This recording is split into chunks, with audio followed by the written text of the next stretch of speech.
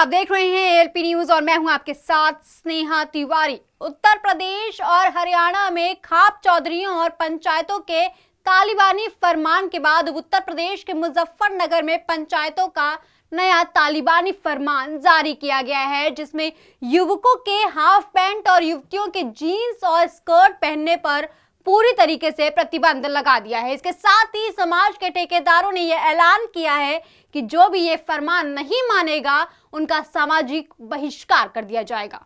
ग्राम पंचायत चुनाव की घोषणा होने के बाद से पश्चिमी उत्तर प्रदेश में गांव-गांव पंचायतों का दौर शुरू हो गया है। पंचायतों में समाज के ठेकेदार अपना रुतबा और वजूद रखने के लिए नए-नए हथकंडे अपना रहे हैं, फिर चाहे वो तुगलकी फरमान ही क्यों ना हो। ऐसा ही एक मामला सामने आया है पश्चिमी उत्तर प्रदेश के जनपद मुजफ्फरनगर में, जहां चरथावल विधानसभा क्षेत्र के गांव विप्पल शाह में मंगलवार दोपहर एक क्षत्रिय पंचायत का आयोजन किया गया, जिसमें राजपूत समाज के 1 दर्जन से ज्यादा गांव के लोगों ने हिस्सा लिया। हालांकि पंचायत का आयोजन चुनाव आयोग द्वारा ग्राम पंचायत में की गई आरक्षित सीटों के विरोध में बुलाई गई थी, जिसमें पंचायत में मौजूद लोगों ने आरक्षित सीटों का विरोध करते हुए ग्राम पंचायत चुनाव और आगामी विधानसभा चुनाव से बहिष्कार करने का निर्णय लिया। सन 1950 में संविधान हुआ और उसमें सब आज़ाद हुए। जब आज़ाद भारत हो गया तो इस आज़ाद भारत में मात्र राजनीतिक स्वार्थ को साधने के लिए ऐसी व्यवस्था क्यों करी जा कि लोगों को गुलामियत महसूस हो। आज़ाद भारत है, सब गांव सब समाज आपस में एक साथ रहने की कोशिश करे।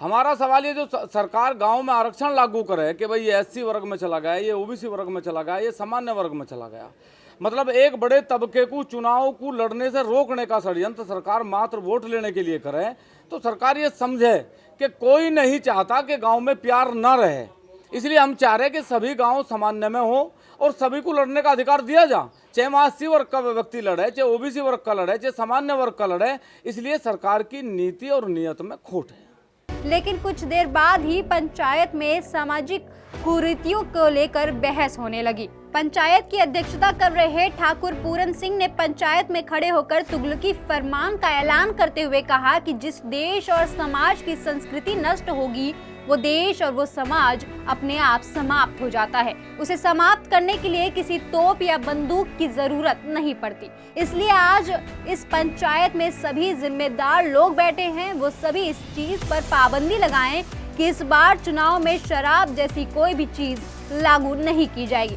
देखो, मैं आज इस पंचायत में ये भी निर्णय लिया गया पूर्ण रूप से कि इस बार का जो चुनाव होगा, चाहे वो जिला पंचायत का चुनाव हो, चाहे वो ग्राम पंचायत का चुनाव हो, कोई भी कैंडिडेट, चाहे वो प्रधान पद का दावेदार हो, चाहे बीडीसी का दावेदार हो, चाहे जिला पंचायत का दावेदार हो, यदि किसी भी गांव में वो शराब वितरित करता हुआ पकड़ा गया या उसने शराब जैसी कोई शिकायत आई या दावतों जैसी कोई शिकायत आई, तो उसका पूर्ण रूप से बहिष्कार करा जाएगा, उसे गाँव में कोई वोट नहीं मिलेगी। दूसरी व्यवस्था ये है कि जो गांव में नई उम्र के लड़के हैं वो गांव में रहकर, जिसे हाफ पैंट कहते हैं, हम ये कह रहे हैं कि आज के बाद किसी भी गांव में कोई भी लड़का यदि हाफ पैंट पहनकर घूमता मिला तो वो समाज उसे दंडित करेगा। तीसरी बात ये कि हम सभी के घर में लड़कियां हैं और आज हमारी लड़कियां पढ़ने जा रही हैं, ठीक है, उन्हें पढ़ाओ, बिना दहेज का उनका विवाह कराओ, ये सब ठीक है, लेकिन लड़कियां जींस पहनकर या आपत्तिजनक कपड़े पहनकर जाएं, ये समाज के लिए अच्छा नहीं है। इस पर भी समाज एकमत होकर पाबंदी लगाए। जो भारत की संस्कृति है और जो हमारी संस्कृति के परिधान हैं, उन्हीं कपड़ों को वो प्रयोग करें, ना कि जींस टॉप पहनकर गाँव से जाएं। देखो, भारत की संस्कृति है, भारत में सरकार भी कह रही बेटी पढ़ाओ बेटी बचाओ, हम इसका स्वागत करें, लेकिन हम चाहें कि बेटियों का सम्मान भी भारत में रहे, और वो सम्मान तब रहेगा जब वो भारत की संस्कृति को अपनावेंगे। हम नहीं चाहते कि हमारे देश में और हमारे परिवारों में लड़कियां जींस पहनें और वो जींस पहन के बाहर जावें।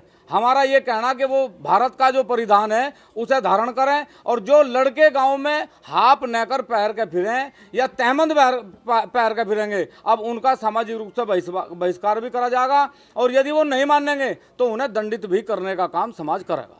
और अगर स्कूल कॉलेजों में ये व्यवस्था नहीं है तो उन स्कूल कॉलेज का भी बहिष्कार किया जाए।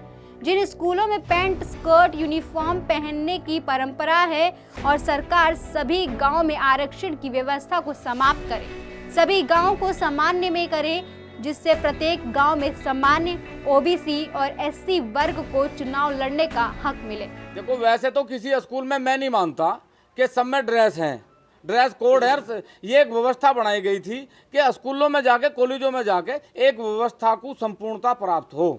संपूर्णता कैसी कि यहाँ एक करोड़पति का लड़का भी उसी यूनिफॉर्म में आवे जिसमें एक गरीब का बच्चा जा। स्कूलों में ये व्यवस्था है और मात्र जो स्कूल अपनी पब्लिसिटी करने के लिए ऐसी व्यवस्था कर रहे हैं उनसे भी हम ये प्रार्थना करेंगे कि वो या तो इसे बंद करें, नहीं तो उनमें भी हम अपने बच्चों को जाने से पूर्ण रूप से रोकने का प्रयास करेंगे।